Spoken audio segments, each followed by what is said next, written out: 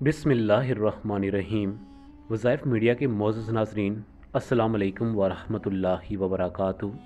हम उम्मीद करते हैं कि आप तमाम हज़रात खैरियत से होंगे और हमारी अल्लाह पाक से दुआ है कि अल्लाह पाक आप तमाम बहन भाइयों को अपने हिफ्ज़ व अमान में रखे। आज सोमवार का दिन है। सोमवार के दिन के हवाले से आज मैं आपकी खिदमत में सूरह वाक़िया और इस्तग़फ़ार का एक ऐसा खूबसूरत वजीफ़ा लेकर हाज़िर हुआ हूँ। यकीन जानें कि ये वजीफ़ा आपके लिए इतना बेहतरीन साबित होगा कि आप अल्लाह रब्बुल इज़्ज़त की बारगाह में जो भी चीज़ मांगेंगे अल्लाह रब्बुल इज़्ज़त आपको अता फ़रमाएगा। एक बुज़ुर्गान दीन औलिया कराम के पास किसी मकसद के हवाले से गए। उन औलिया कराम ने उन्हें सूरह वाक़िया और इस्तग़फ़ार पढ़ने की तलकीन की और जिस तरीक़ाकार से तलकीन की इंशाअल्लाह आज की इस वीडियो में हम आपसे डिस्कस करेंगे। अल्लाह रब्बुल इज़्ज़त ने उनके बेड़े पार कर दिए और उनको जो उनकी खोई हुई चीज़ थी वो उन्हें वापस मिल गई।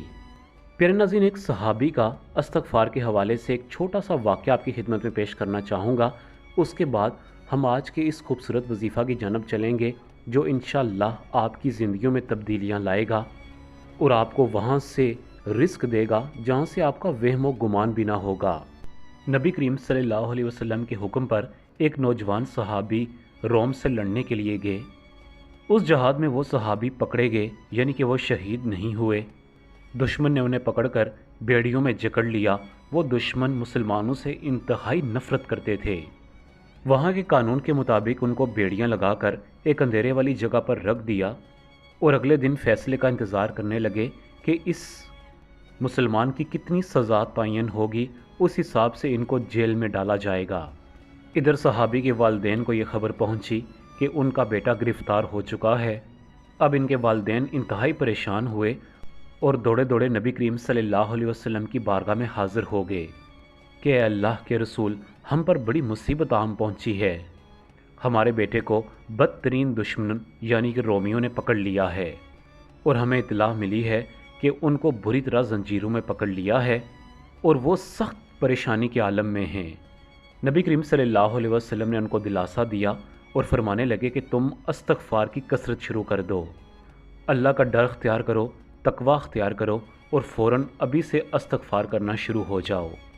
यहाँ पर आप एक बात तवज्जो से सुन लें कि जब आप कसरत के साथ इस्तग़फ़ार करना शुरू करते हैं तो अल्लाह रब्बुल इज़्ज़त का डर, आखिरत की फ़िक्र इंसान को फ़ौरन लाहिक होना शुरू हो जाती है, जो कि तकवा की एक इलामत होती है।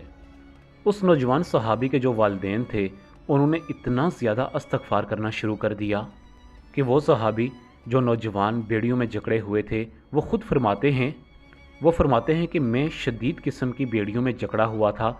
अचानक आवाज़ आई और अंधेरे में मेरी बेड़ियाँ टूटना शुरू हो गईं। लोहे की चैन जो मेरे पैर पर लगी थी वो भी आहिस्ता से टूट गई। मैं उस कमरे से जो ही उठा, सामने ऊँटों का बाड़ा था। मैंने उस बाड़े को देखा और उसमें मैं घुस गया।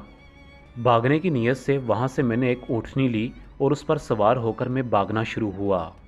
जब मैं उस ऊँटनी पर बैठकर भागने के लिए निकला तो उसके पीछे बाड़े में जितने भी ऊँट थे वो भी सब उस ऊँटनी के पीछे भागना शुरू हो गए। मुझे रात के अंधेरे में कुछ समझ नहीं आया, मैं बस भागता चला जा रहा था। मैं तकरीबन फजर की अजान होने वाली थी, उससे थोड़ी देर पहले मैं घर पहुँच गया। मैंने अपने वालिदैन को आवाज़ दी और मेरी माँ और मेरा बाप दोनों मेरी आवाज़ सुनकर बहुत ज़्यादा खुश हुए और खुशी के साथ रोना शुरू हो गए और उनको यकीन हो गया कि अल्लाह रब्बुल इज़्ज़त ने हमारी दुआ को सुन लिया। वो बाहर आए, अपने बेटे के साथ मुलाकात की। फ़जर की अजान हो गई। वो फ़जर के नमाज के वक्त ही आप सल्लल्लाहु अलैहि वसल्लम की खिदमत में हाज़िर हो गए। वहाँ पर सब ने मिलकर बाजमात नमाज अदा की। नमाज से फ़ारिग होने के बाद वो नौजवान सहाबी आप सल्लल्लाहु अलैहि वसल्लम की खिदमत में हाज़िर हुआ और दर से अदब अर्ज़ करने लगा कि अल्लाह के प्यारे नबी सल्लल्लाहु अलैहि वसल्लम, कि अल्लाह रब्बुल इज़्ज़त ने मुझे रहाई तो अता फ़रमा दी, लेकिन एक बहुत बड़ा मसला हो गया है कि मैं जिस ऊँटनी पर सवार होकर भागने की मैंने कोशिश की और मैं कामयाब हो गया, उसके पीछे कम से कम 25 से 30 ऊँट भी आ गए। अब ये ऊँट मेरे नहीं हैं, मैं इन ऊँटों का क्या करूँ? ए अल्लाह के प्यारे नबी सल्लल्लाहु अलैहि वसल्लम, मेरी नीयत बस एक ऊँट वहाँ से लेकर निकलने की थी। ये सारे ऊँट खुद ब खुद पीछे चल कर आ गए। ये तो दुश्मन के ऊँट हैं, ये ऊँट तो मैं हरगिज़ नहीं ले सकता। फ़ौरन नबी करीम सल्लल्लाहु अलैहि वसल्लम पर वही नाज़िल हुई और ये सूरह मुबारका की एक आयत मुबारका नाज़िल हुई, सूरह अल तलाक आयत नंबर 65। अल्लाह रब्बुल इज़्ज़त ने नबी करीम सल्लल्लाहु अलैहि वसल्लम से फरमाया कि जो कोई शख्स अल्लाह रब्बुल इज़्ज़त का तकवा अख्तियार करता है और जो कसरत के साथ इस्तग़फ़ार करता है, अल्लाह रब्बुल इज़्ज़त उसके लिए आसानियाँ पैदा फरमाता है और उसके लिए निकलने के रास्ते बना देता है। यहाँ मखरजा का लफ्ज़ इस्तेमाल हुआ है जिसका मतलब है कि निकलना आसान फरमाता है, यानी कि तंगी, तकलीफ़, मुसीबत, रंजो गम से। इस आयत मुबारका के अगले हिस्से में अल्लाह रब्बुल इज़्ज़त इरशाद फरमाता है कि और अल्लाह इंसान को वहाँ से रिस्क देता है, वहाँ से रोज़ी देता है जहाँ से उसका वहम व गुमान भी नहीं होता। आप सल्लल्लाहु अलैहि वसल्लम ने फरमाया कि ए नौजवान सहाबी, ये ऊँट तुम्हारे हैं, रहाई की रहाई और ऊँट के ऊँट। प्यारे नाज़रीन, उस ज़माने में ऊँट कोई मजाक नहीं होते थे। जैसे आज के ज़माने में आपके सामने एक खूबसूरत कार खड़ी हुई हो और उस ज़माने में रोम के ऊँट की ये वैल्यू होती थी।